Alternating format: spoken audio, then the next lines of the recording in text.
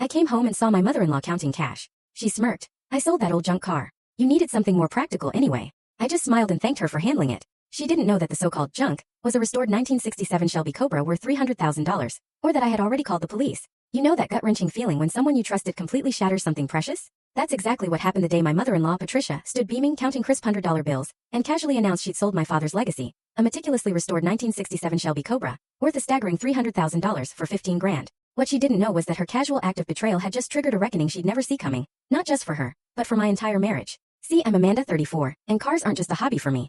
They're a part of my soul. My dad, Robert, put a wrench in my hand when I was 7, and from then on our suburban Detroit garage was my classroom. He taught me the symphony of an engine, the magic of bringing something broken back to life. Mandy, he'd say, hands smudged with grease.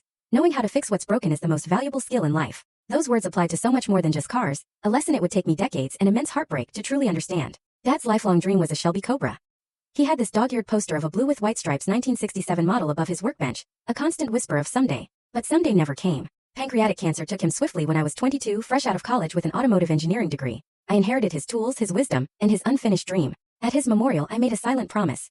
I'd own and restore the Cobra he never had. It would be my tribute, my way of keeping his hands working alongside mine, even after he was gone. Then I met Jack. It was at a classic car show in Ann Arbor, where I was showcasing a Mustang I'd restored. Unlike the usual superficial admirers, Jack asked intelligent questions about the process, genuinely curious. When he asked me for coffee, I surprised myself by saying yes. He worked in marketing, but he listened when I talked about compression ratios and factory specifications, never making me feel like I needed to dim my passion. By our third date, I was already imagining a shared garage. You're different, Amanda, he told me 6 months in. You're passionate and knowledgeable about something that matters to you. I love that. Meeting his mother, Patricia, should have been my first real warning. Jack had called her traditional, but that was an understatement. At Sunday dinner, she grilled me about my cooking, our plans for children, and then with a dismissive wave remarked, "Cars are such a dirty hobby for a young lady. Surely that's just a phase until you settle down properly." I caught Jack's slight wince, but he quickly changed the subject instead of defending me. I brushed it off, chalking it up to him avoiding conflict, not recognizing the pattern that would haunt us. Despite that rocky start, Jack and I married 14 months later. Patricia gifted us crystal serving dishes, along with a handwritten note suggesting, "I focus on making a beautiful home."